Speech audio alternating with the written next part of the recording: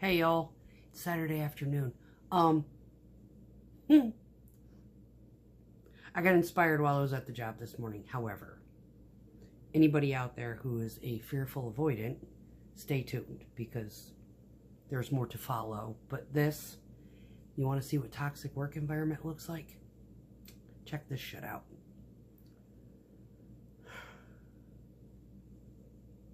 No, seriously. It's an eye roll.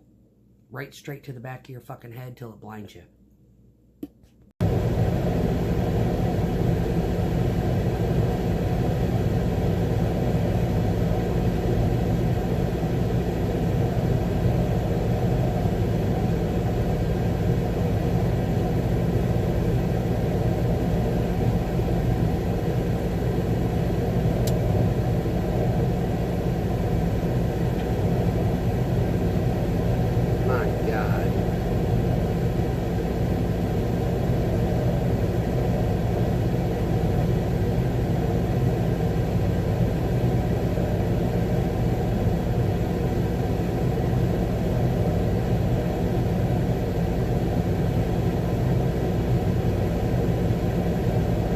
Yeah. We got a fucking problem.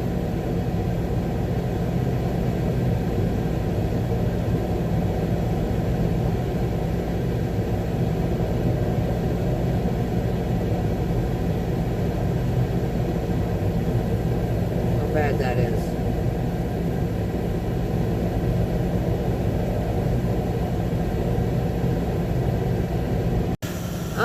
Saturday continues. The pump has taken a break. I do not know what the hell they're doing because I can't see through the truck next to me. Anyway, I know that the other truck that was next to me, he has decided to build a giant dinosaur turd of shit by overflowing the fucking pump all night long. It's all him. It's beautiful. Have to flip the fucking camera around. Hang on. And behold, the giant dinosaur turd. Okay, back to mine. Thank you. Yeah, I'm in one of those moods. It's like, yeah, could it get any more fucked up? That's okay. We good. We good. We got that.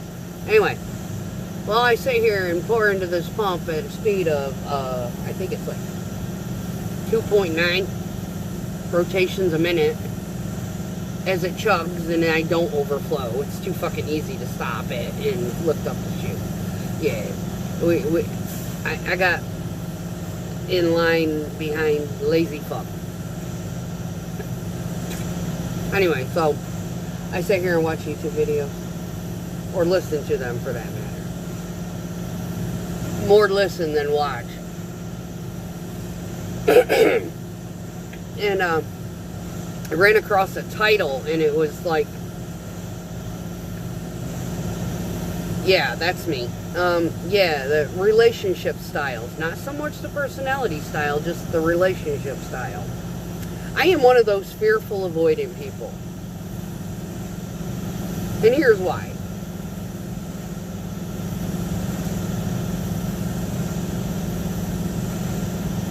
Nobody wants to go into a relationship stable and come out of the relationship unstable. Right? So, give an example. My ex future faked me and made me think that everything was going to be birds and butterflies and I'm going to sell my house and then we're going to buy all this land and we're going to have a barn-dominium and things are going to be beautiful and happily ever after. No. That is not what he wanted to do. He wanted to destroy me one asset at a time. Which he failed.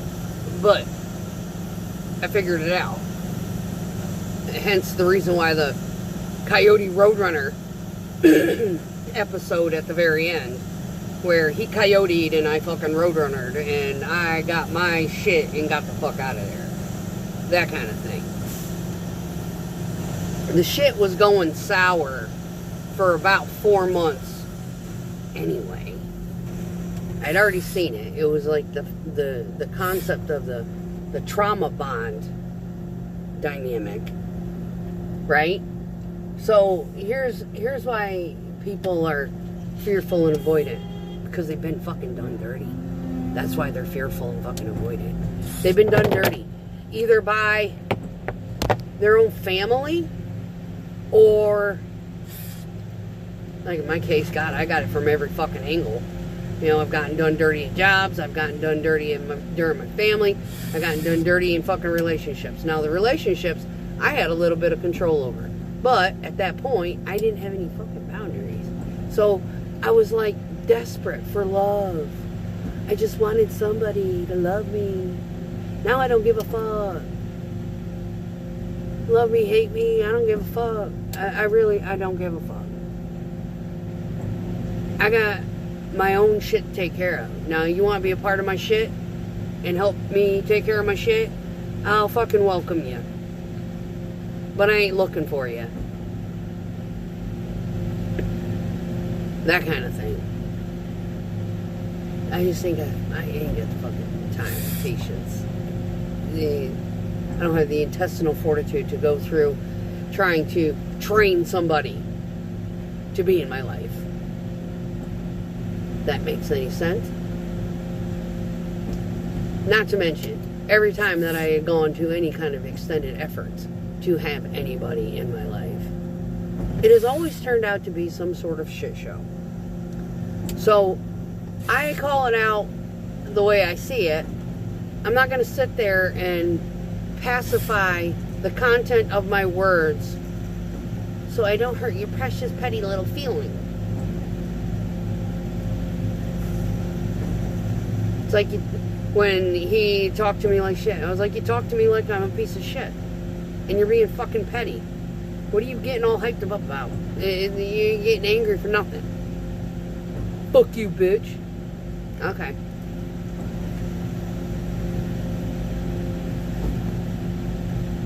I don't know if I can make it sound any more sweet. Oh, I'm sorry, honey. Are you getting your feelings right now? Are you mad because the light turned red? Are you mad because I wanted to go straight and come in the back way as opposed to taking a right and going through a bunch of shit show traffic? I'm sorry. My fault. That kind of crap. I ain't got time for this.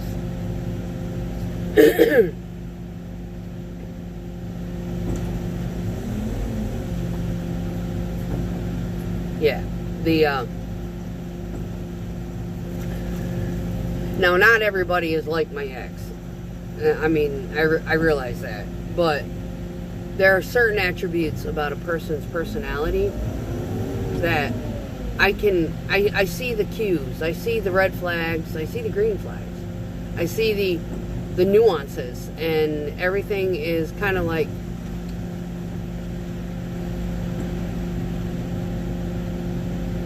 why... Oh, there we go. Yeah, we could probably pick it up. Sorry, dude. You know, you're trying to keep it from popping on you. We're good.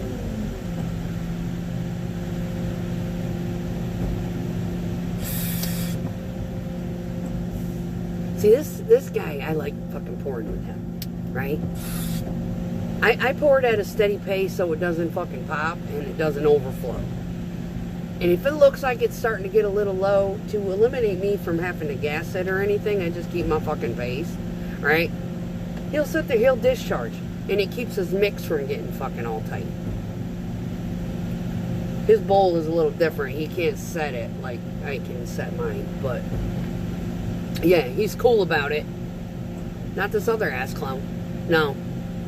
He was purging and overflowing and being a complete tart before I even got up here.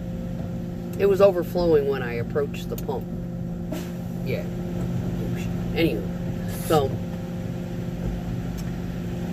Anywho, yeah. Not everybody's the same. I've got a friend who, you know, is sweet and kind-hearted as he is. He is the type of person who is just so nice that he kind of creeped me out. Now that I've gotten to know him, he's fucking like, that's him. Right? But But that's his love language. I gotta do things, you know, I gotta be nice, you know, I'm gonna bring you fucking lunch, and I'm gonna ask you if you need lunch and shit like that, right? And even if you're not involved with him, he's just that kind of a friend, right? But at first, right after I was traumatized, I kind of took that as, oh God, you're creeping me out, right?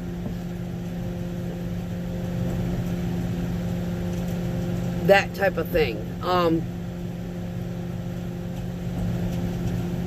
Avoidants, 9 times out of 10, have been treated so badly in the past by various different circles of interaction that they've pretty much, their trust is gone, right?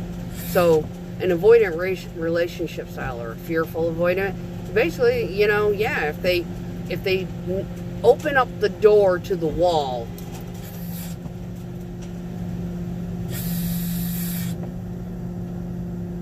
something terrible is going to happen. Like, they're going to be taken advantage of. Or as soon as they let their guard down, just a teeny bit, something terrible is going to happen. And 9 times out of 10, in my personal experience, that is exactly what's fucking happened.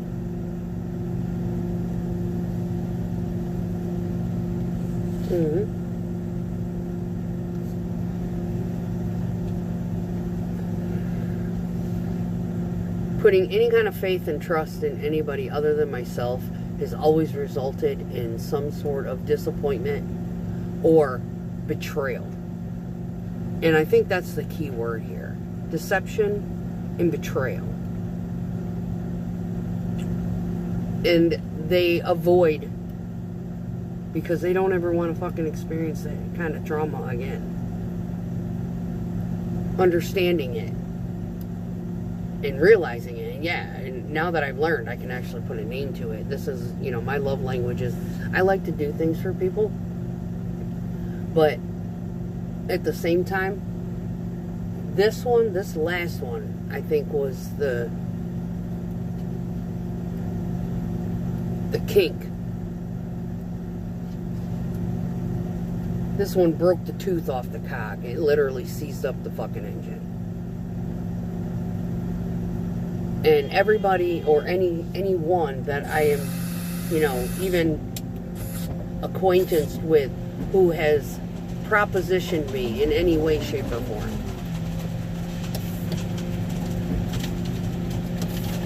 I have quite literally rejected. Because of the fear of betrayal, the fear of deception, the fear of opening up and being abused physically, emotionally, psychologically, intellectually. I mean, it never fucking ends. It's like one of the guys yesterday. Let's talk about work, right? I don't want to sound cold, and I don't want to sound like I'm not empathetic. But karma has a way of rearing its ugly head in not the most fashionable or graceful fucking means. Okay? So I got broke back in January. Took me about 6 months to heal. And with that, they had taught me some administrative skills. So I learned how to process customer tickets and handle money, which I'm really not comfortable doing, and batching, knowing how to batch trucks, and yada yada yada, right? Well, we got another driver who he had requested, who wanted that position. I did not want that position. I just kind of was forced into that position because of my personal situation at that time, right? Because I couldn't drive a truck. I could sit behind a desk and run a computer.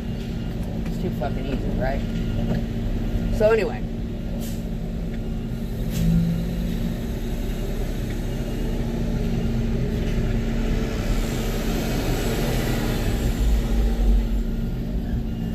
I learned all these skills. Well, then even after I get back on the truck, every now and then there'd be a time where, you know, a customer would show up and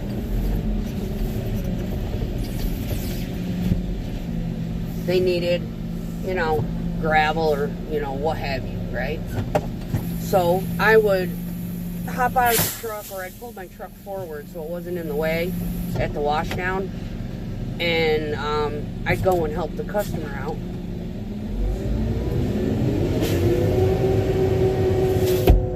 Process the ticket, and then radio or call if the radio was up there, which it usually wasn't, because the plant manager will take it with him. It'd get like attached to his hip and he wouldn't return with it. Alright, let me get this washed down and I will continue on. Hopefully I don't forget what I was talking about. Okay, so I would process tickets. Hang on, I need this headlamp off my head here. Turned out. And jump back in my truck. I'd and head on to the job, right?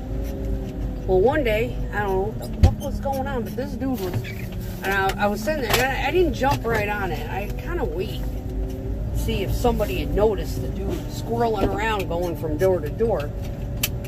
And it was that day I got a message from my plant manager, literally scapegoating my management, saying they said they don't want you on the computer anymore. I know it wasn't them. It was the jerk that was upstairs. Now, if they did say anything, it was in response to this guy's being a complete jerk off, bitching and complaining, and they got sick of fucking hearing it, right? So anyway,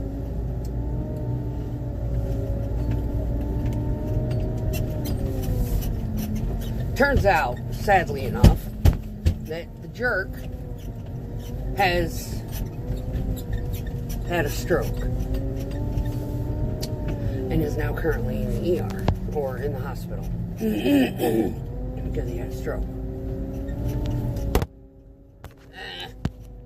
Don't be doing that, yo.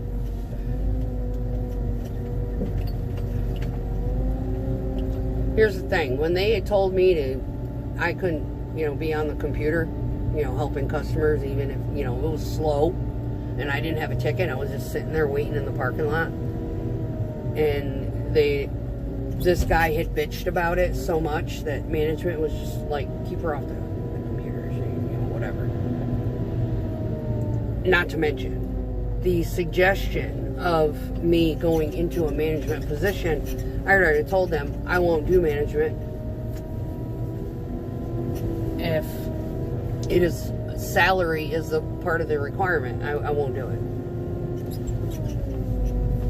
I won't go salary ever, because they can yank me right out of that desk position and put me back into a truck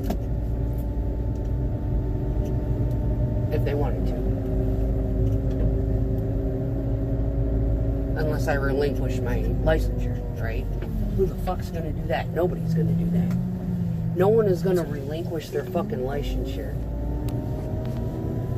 unless they literally gotten to a point where they have, like, aged out of their position and they can no longer drive, right? So, ticket is changed. Ticket status is to plan.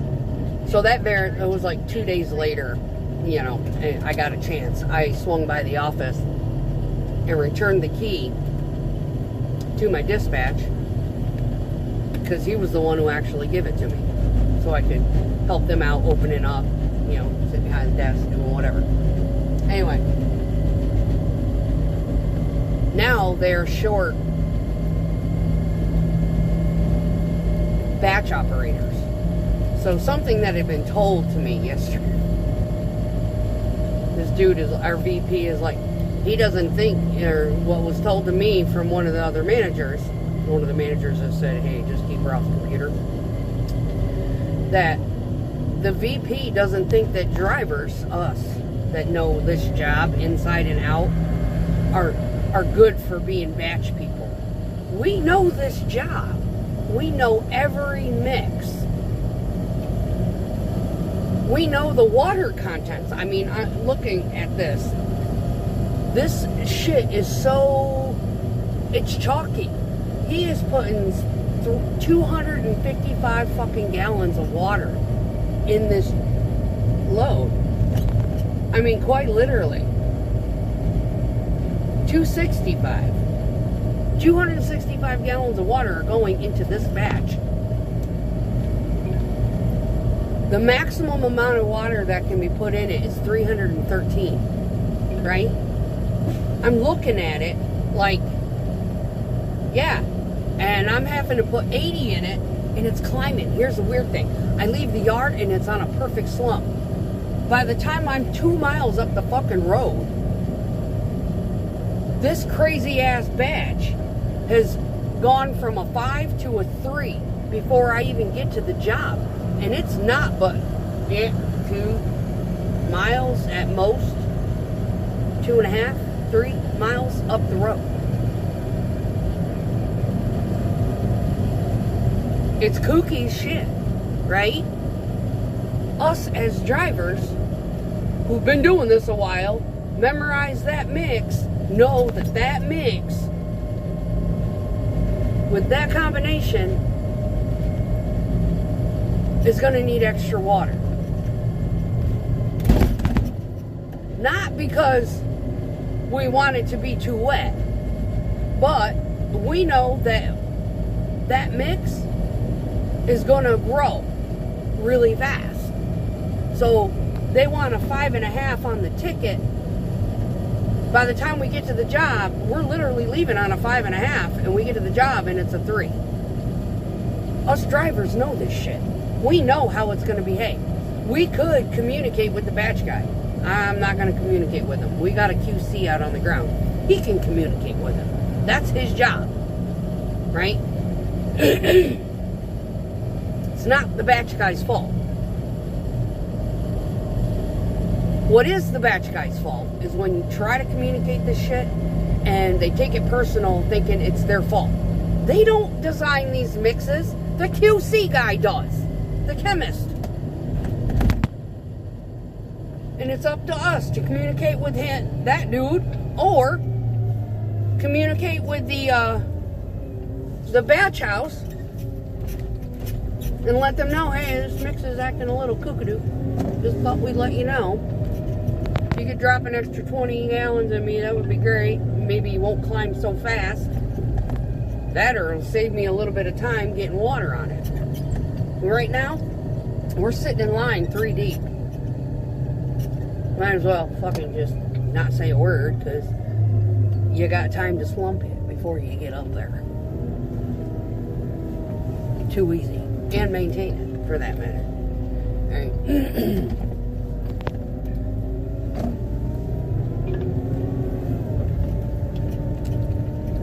The point is that the people who are in charge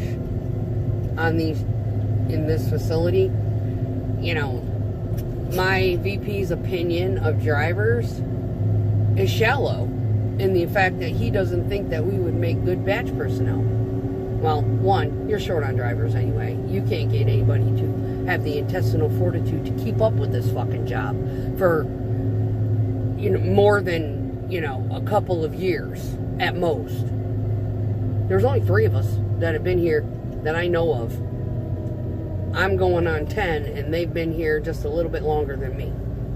One of them's been here almost 20 years. He's been here forever. He was here probably 10 years when I started. He's still here. There's only one other one that's here still, that never left. Still here since when I got hired. Ticket has been reviewed.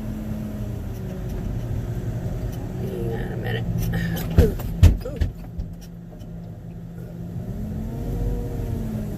So yeah, I think it's asinine. So actually, I did a pretty good job batching. The yard guys appreciated me. You know, that kind of thing. There's a lot more to it than just loading trucks. Hold on a second. Let me get...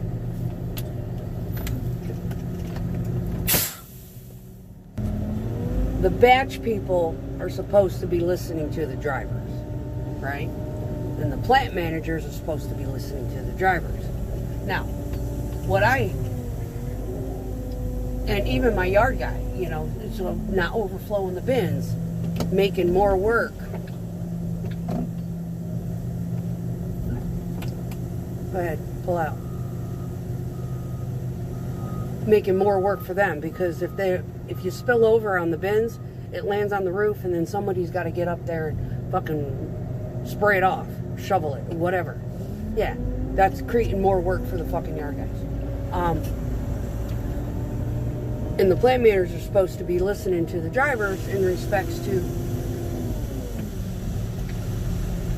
understanding that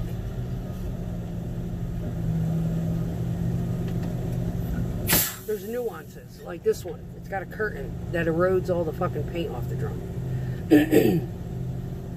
The acid was in a fucked up spot, and it can only get one truck in there at a time. Now they've got it configured where you can get a couple of trucks in there at a time. You know, people can keep their trucks clean. But it's the catch-22s where they say, oh, these trucks are looking like shit. Well, your curtain ain't fucking open. There's that. And get a lecture, oh, you know, we need to start taking a little bit more accountability and keeping these trucks clean kind of shit. But then they disable the fucking acid, or they run out and they don't order any. And then they have dust collection systems that get clogged up. Nobody comes and cleans them, and it's crop dusting your whole fucking truck. Yet you have no acid to fucking clean it. That kind of crap. The batch guy and the plant managers are responsible for scheduling with the maintenance to get the fucking dust collectors clean. Right? And if they fail to do that, and maintenance fails to do that, it's not falling on them. It's falling on us, the drivers, because our trucks look like shit. This is where you get fucked over by that. So it's kind of like that betrayal thing. It's like, you want me to do something, but you're not giving me the fucking tools to do it. And you're thwarting my efforts. Every time I go to get loaded, I'm getting fucking buried. And then you're bitching that we're taking too long to get off the yard. I'm trying to do what you asked me to do, but you're not doing your job, and it is thwarting my efforts to do what you asked me to do.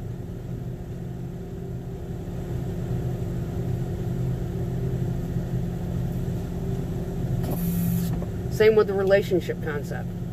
When you're in a relationship and you do what you need, you do what you think is necessary to keep your significant other happy, and then they flip the script, or they change the fucking entire arrangement on you, and you're like, fuck happened here? That's toxic. Period.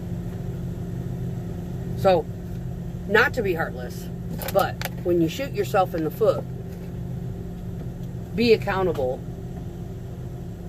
and walk it off. Limp away. And don't say a fucking word, because it is that type of shit when you shoot yourself in the foot, like they shot themselves in the foot. With him having a very severe medical emergency and is not going to be able to come to work. And now they are basically yanking everybody and doing, you know, shit shuffle with every manager that's here, trying to accommodate the plants in order to do the jobs that they already had promised on the board. Yeah, that kind of crap. Karma will rear its ugly head in some way, shape, or form. And sometimes it's not very pleasant. This is one of those times.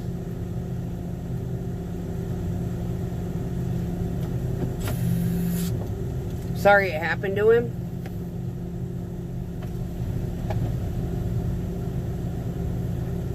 But in a way, I'm not.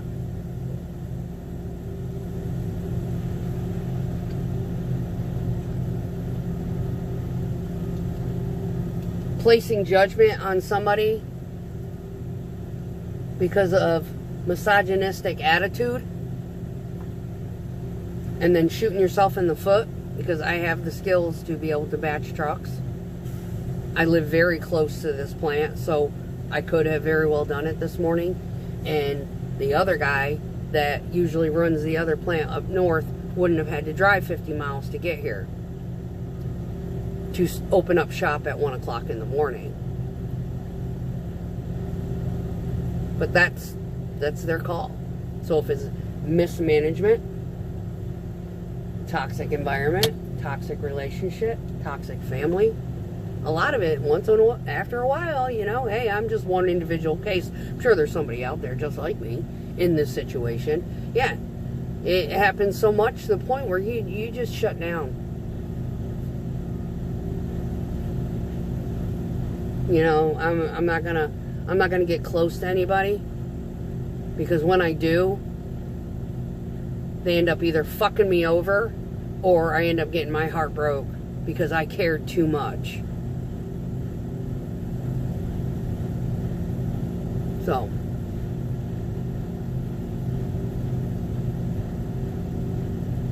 careful how you treat people. The universe will come back and bite you in the ass. Peace.